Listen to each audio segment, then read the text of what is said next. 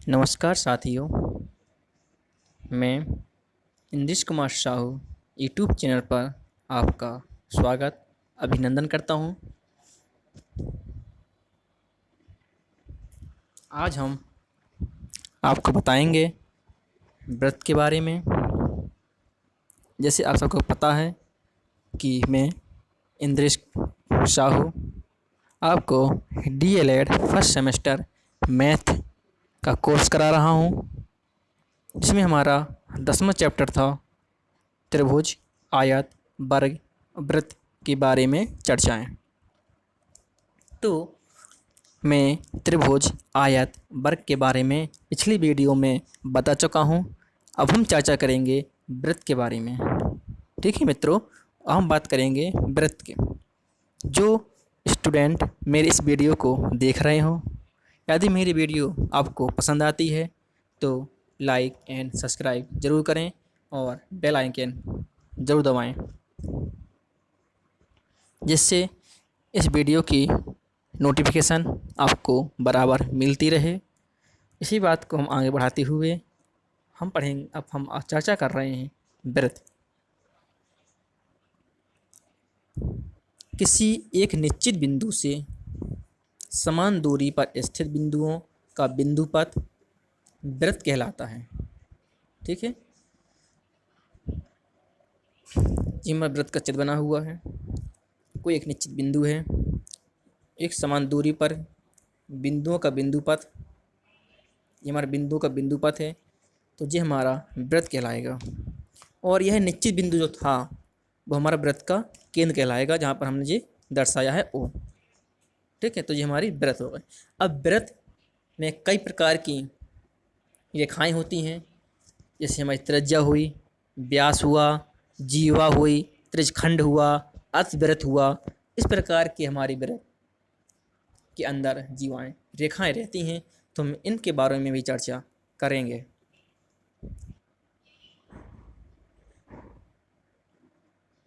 जैसे हमारी पहली हेडिंग है त्रिज्या, तो केंद्र तथा वृत्त की परिधि के बीच की दूरी त्रिज्या कहलाती है। ये चित्र बना हुआ है, तो देख सकते हैं केंद्र और परिधि के बीच की दूरी हमारी त्रिज्या है। ठीक है, इस प्रकार जीवा आती है। तो जीवा क्या है? किसी वृत्त के परिधि पर स्थित दो बिंदुओं को मिलाने वाला रेखाखंड जीवा कहलाती है। ठीक है, जो हमारी ऊपर की क्या परिधि है, क्या कहलाती है? परिधि। तो परिधि पर स्थित हमारे दो बिंदु हैं, तो जे बीच के मिलाने वाला रेखाखंड है, हमारी जीवा कहलाती है। ठीक, कहीं भी खींच दें हम, जैसे हमारा जो वृत्त है, हम इस प्रकार से जीवा खींच सकते हैं। जे जीवा हो गई, ए जीवा हो गई, जे जीवा हो गई। जीवा कोई भी हो सकती है दो बिंदु को मिलाने पर। और हमारा इस प्रकार से नोट दिया गया है कि वृत्त का व्यास सबसे बड़ी जीवा कहलाती है। जो वृत्त का व्यास होता है वो सबसे बड़ी जीवा कहलाती है। जैसे हमारा जो वृत्त बना हुआ है, जो केंद्र है, जो हमारा व्यास है, तो ये जो व्यास है ये हमारी सबसे बड़ी जीवा कहलाती है, ए बी। इससे बड़ी जीवा हमारे वृत्त में नहीं होती है। ठीक, अब व्यास की चर्चा हुई है तो व्यास की भी समझ लेते हैं कि व्यास क्या है। वृत्त की परिधि पर स्थित दो बिंदुओं को मिलाने वाला रेखाखंड। वृत्त की परिधि पर स्थित दो बिंदुओं को मिलाने वाला रेखाखंड जो केंद्र से होकर जाता है, हमारा व्यास कहलाता है। ठीक है, जो हमारे केंद्र से होकर जाता है वह उसे हम व्यास कहते हैं। और व्यास त्रिज्या का दुगना होता है। व्यास होता है कहेगा त्रिज्या का दुगना। ठीक है, अब हम पढ़ेंगे त्रिज्यखंड। त्रिज्यखंड क्या है? त्रिज्यखंड क्या है? अब देखो, वृत्त की दो त्रिज्याओं तथा एक चाप से बनी बंद आकृति को त्रिज्यखंड कहते हैं। देखो, ये हमारे केंद्र होगा, ये दो हमारी त्रिज्याएं हुई। ठीक है, दो त्रिज्याएं होंगी, ये हमारा चाप हो गया। तो दो त्रिज्याएं और चाप से बनी बंद आकृति वह त्रिज्यखंड कहलाती है। तो इस प्रकार जी हमारा भाग क्या हुआ, त्रिज्यखंड हुआ। ठीक है, मैं आशा करता हूँ कि मेरी ये वीडियो आपको पसंद आ रही होगी। यदि पसंद नहीं आती है, यदि कोई भी आपको चीज़, कोई भी परिभाषा है, कोई भी सवाल आपको नहीं बनता है, तो मेरे कमेंट बॉक्स में आप कमेंट कर सकते हैं और मुझसे परामर्श ले सकते हैं। अब हम पढ़ेंगे स्पर्श रेखा। तो वृत्त के समीप वृत्त के समतलीय सीधी रेखा जो एक बिंदु पर वृत्त को स्पर्श करती है, स्पर्श रेखा कहलाती है। हमारा जो परिधि है, इसमें कहीं पर एक बिंदु है, तो वो एक बिंदु का वृत्त पर स्पर्श करती है, तो हमारी वो स्पर्श रेखा कहलाती है, एक बिंदु पर स्पर्श करती है। ठीक है, अब हम पढ़ेंगे अर्धवृत्त। तो अब अर्धवृत्त क्या है? वृत्त का व्यास वृत्त को दो बराबर भागों में बांटता है। वृत्त का व्यास वृत्त को दो बराबर भागों में बांटता है, तो उसके एक भाग को हम अर्धवृत्त कहते हैं। जिसमें जो वृत्त है, व्यास हमारे क्या है, दो बराबर भाग में बांटता है, तो उसका एक टुकड़ा हमारा क्या कहलाएगा, अर्धवृत्त कहलाएगा। और अर्धवृत्त पर बना कोण समकोण होता है। ये भी देख लेते हैं।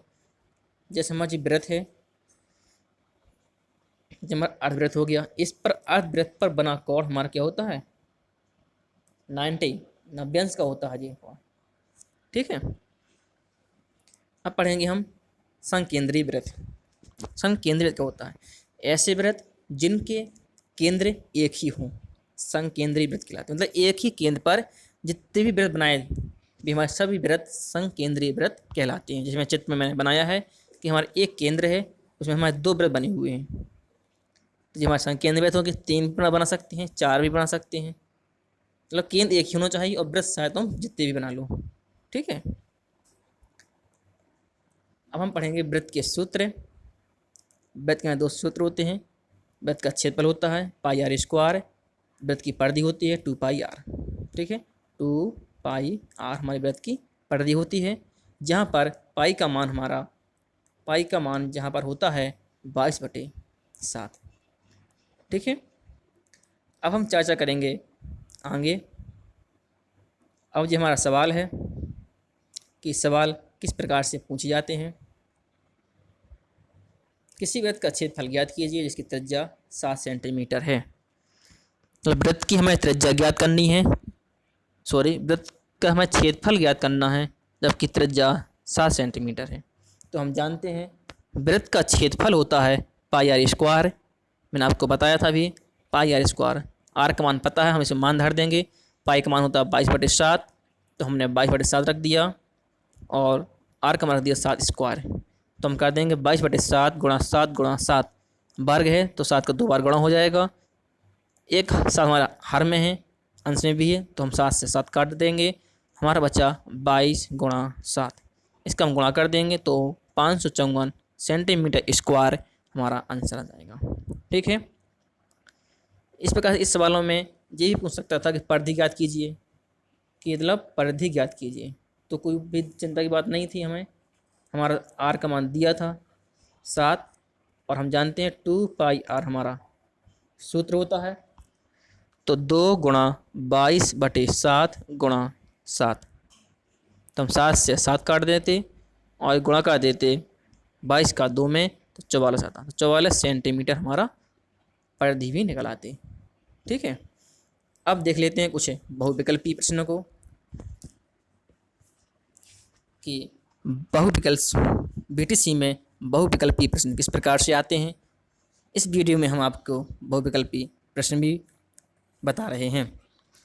मैं कोशिश करूँगा मैं सारे सब्जेक्ट के आपको बहुविकल्पी बता दूं, जिससे आपको तैयारी करने में दिक्कत ना हो। जो मेरे नए इस भैया बहन हो, तो मेरे वीडियो को सब्सक्राइब लाइक ज़रूर करें, जिससे मेरे वीडियो आप तक आसानी से पहुंच सके। देखो, अब हम चर्चा करेंगे बहुविकल्पी प्रश्नों पर। पहला हमारा क्वेश्चन है कि तीनों असमान भुजाओं वाले त्रिभुजों को क्या कहते हैं। तो मैंने पिछली वीडियो में त्रिभुज के बारे में बताया है, उनकी परिभाषाएं बताई हैं, उसी से संबंधित ये हमारा प्रश्न है। जब तीनों भुजाएं क्या हो, असमान हो, तो हमारा बी नंबर सही होगा। बहु विषम बाहु त्रिभुज, विषम मान होता है अलग अलग, बाहु माने भुजाएं। ऐसा त्रिभुज जिसकी भुजाएं अलग अलग हों या असमान हो, वो हमारा विषम बाहु त्रिभुज कहलाता है।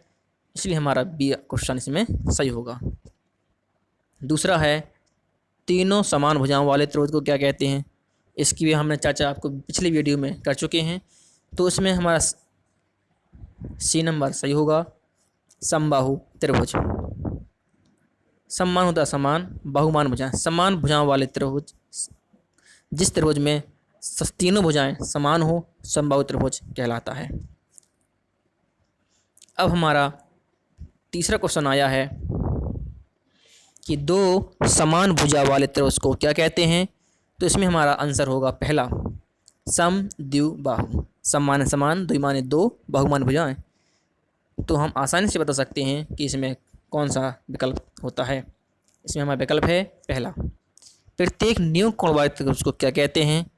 अधिक कोण त्रिभुज कहते हैं, नियम कोण त्रिभुज कहते हैं, या समकोण कहते हैं, इनमें से कोई नहीं।